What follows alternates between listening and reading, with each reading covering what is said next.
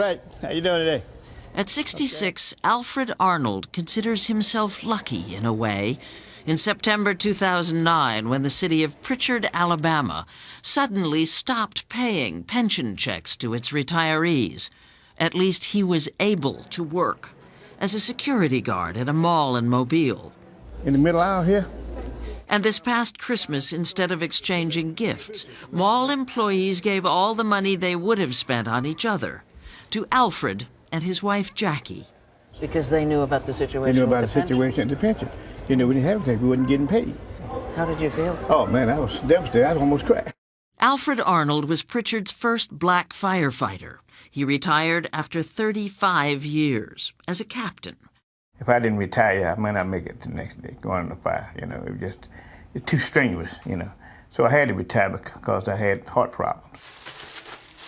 Jackie worked for the Prichard Police Department for 40 years and was the city's first female officer.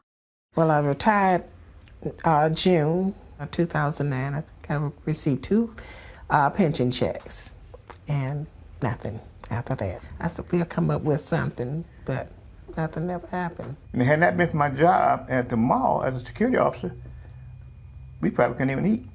After 17 months, it's come to this. The Arnolds and Prichard's other retirees want to know what's wrong with this picture.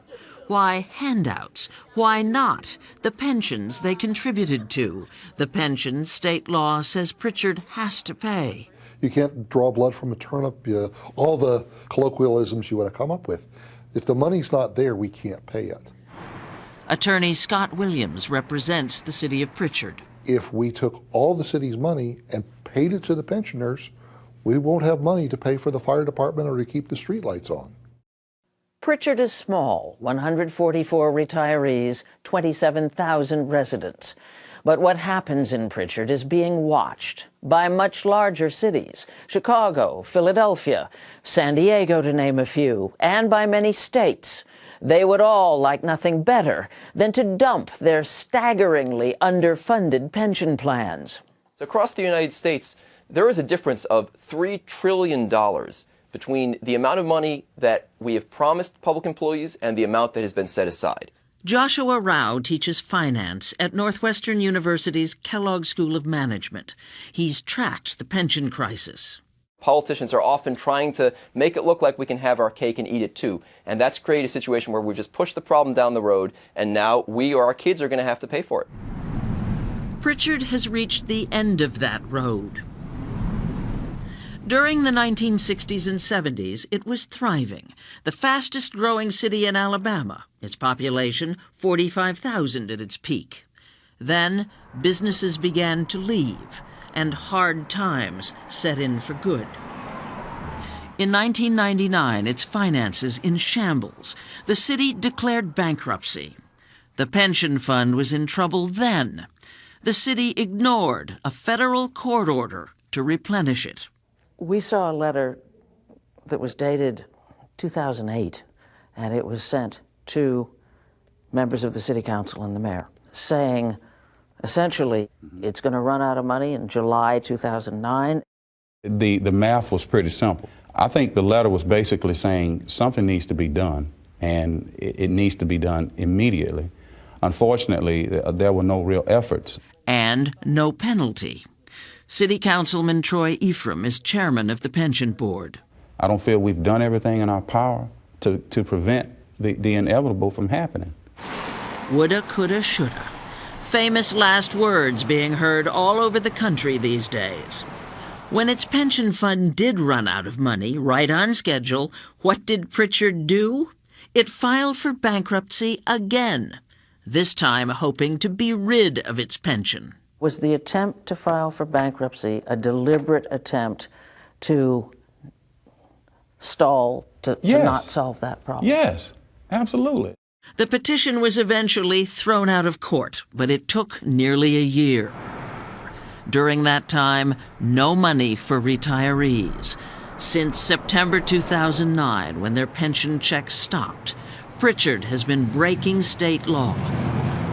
But Alabama's Attorney General has done nothing about it. Miss Nettie Banks, she was a police dispatcher, and she ended up having file bankruptcy.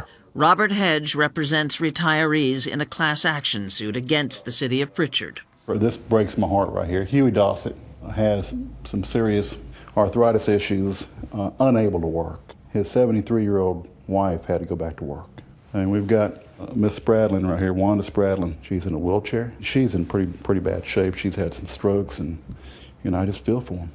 The city now owes its pensioners more than $2.5 million in back payments. We're talking about, on average, $1,000 a month per person. That's it. That's it.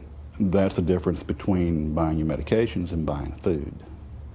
And then there are current employees, like Police Captain Charles Kennedy. As a doctor told me I had to quit. He's 67, has had a serious heart attack and open heart surgery, but can't afford to retire. Because if I was to leave now, I'd be like the rest of the retirees. I'd have nothing. Kennedy is the most decorated officer on the Prichard police force. I dedicated myself to the city. I did my part. And that's what gets him about how the city has acted. I did an honorable job for them. I think they owe me the same kind of respect. Retired fire captain Alfred Arnold agrees. It's bad enough to lose one check out of a house, but to lose two,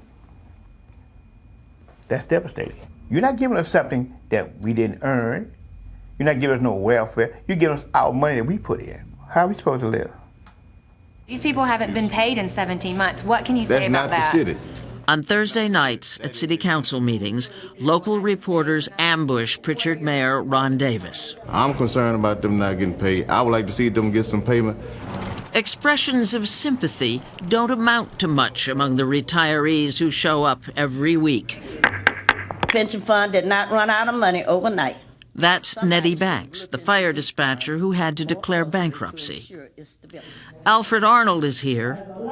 Jackie Arnold is too. Captain Charles Kennedy attends when he's not working. And 14 benefit recipients have died. All of the retirees' mental and physical health has been impacted by not receiving the monies that we are entitled to under the law.